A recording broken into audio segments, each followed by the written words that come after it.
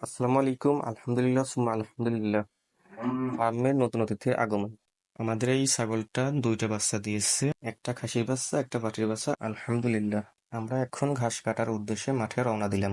গিয়ে দেখে আব্বু কচু ক্ষেতে সার বুনছে। আব্বু একদিক থেকে সার বুনতেছেন, অন্য দিক থেকে রাসু মামা কচুর দুই পাশে মাটি উঠিয়ে দিচ্ছেন। রাসু মামা এই কাজে বেশ দক্ষ, এজন্য আব্বু তাকে বলছে। এদিকে দেখতে দেখতে আব্বু বেশ অনেক পরিমাণ সার বুনে ফেলেছেন। পরে আমি নিজেও আব্বুকে সার বুনতে সাহায্য করলাম। আমি চাষাবাদের কাজ খুব একটা বেশি করি না, চাষাবাদের বেশিরভাগ কাজ আমার আব্বুই করে থাকেন। আমি নিজেও একটু মাটি ওঠানোর চেষ্টা করলাম, আমি আগে কখনো এ কাজ করিনি, তারপরেও ভালোভাবেই শেষ করেছি আলহামদুলিল্লাহ। আমরা এ কাজ শেষ করে চলে গেলাম গরুর ঘাস কাটার উদ্দেশ্যে। গরু লালন পালন করা এবং গরুর ঘাস কাটা কি পরিমাণ কষ্ট, এগুলা যারা করে তারাই জানেন। অনেকেই কৃষিকাজ করা, গরু লালন পালন করা এগুলাকে ছোট চোখে দেখে, খারাপ চোখে দেখে। আমি মনে করি কোনো কাজই ছোট না, সেটা কৃষিকাজই হোক বা রিক্সা চালানোই হোক, কোনো কাজকেই খারাপ চোখে দেখা উচিত না। আমরা সৎ পথে কাজ করলে একদিন সফল হতে পারবো ইনশাআল্লাহ। যাই হোক, দেখতে দেখতে আমাদের ঘাস কাটা প্রায় শেষের দিকে। গতবার আমাদের এই জমিতে ঘাসের ফলন খুব একটা বেশি ভালো হয়নি, কিন্তু এইবার আমাদের এই ঘাসের ফলন খুবই ভালো হয়েছে আলহামদুলিল্লাহ। গতবার ঘাসের ফলন ভালো না হওয়াতে আমাদের গরু নিয়ে অনেক সমস্যায় পড়তে হয়েছে। আলহামদুলিল্লাহ, এবার ঘাসের ফলন ভালো হওয়াতে আমাদের গরুর খাবার নিয়ে সংকটে পড়তে হচ্ছে না। আমাদের ঘাস কাটা শেষ হয়ে গেছে, এখন আমরা ঘাস নিয়ে বাড়ির উদ্দেশ্যে রওনা দিলাম। ঘাসগুলো আমাকে নিজেই কেটে দিতে হয়, কেননা আমাদের অল্প গরু, আমাদের ঘাস কাটা চপার মেশিন নেই। এই জাতি-বটি দিয়ে ঘাস কাটা অনেক কষ্ট এবং একটা ঝুঁকিপূর্ণ কাজ।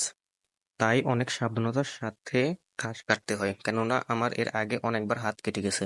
আপনারা যারাই এই বটিগুলো দিয়ে কাজ করেন, তারা সবাই সাবধানতার সাথে কাজ করবেন, কেননা যে কোনো সময় দুর্ঘটনা ঘটতেই পারে। তাই আমাদের সবসময় সাবধানতার সাথে কাজ করা উচিত। দেখতে দেখতে আমাদের ঘাস কাটা শেষ। এখন আমরা কাটা ঘাসগুলা গরুকে খেতে দিয়ে দেব।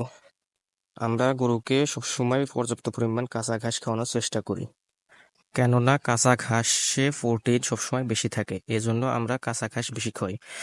আমরা মূলত খড়ও খাওয়াই, খুব একটা বেশি না, মাঝে মধ্যে খড় দেওয়ার চেষ্টা করি। আলহামদুলিল্লাহ, আমাদের গরুর আপাতত খাবার দেওয়া শেষ।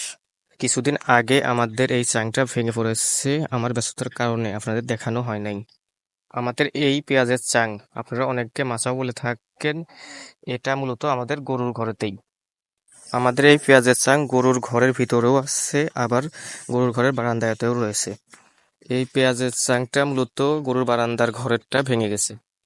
যেহেতু আমাদের বারান্দার চাংটা ভেঙে গেছে, আমাদের ভিতরে চাঙেও ফুল পেঁয়াজ ছিল, কিছু পরিমাণ পেঁয়াজ বিক্রি করাতে ভিতরের চাংটা খালি হয়েছে, সেই কারণে বাইরের চাঙের পেঁয়াজগুলো সরিয়ে রাখলাম।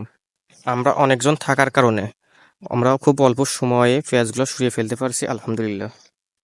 আমরা পেঁয়াজের কাজ শেষ করার পরে আমাদের নিজেদের চাষ করা কিছু সবজি তুলে নিয়ে আসলাম।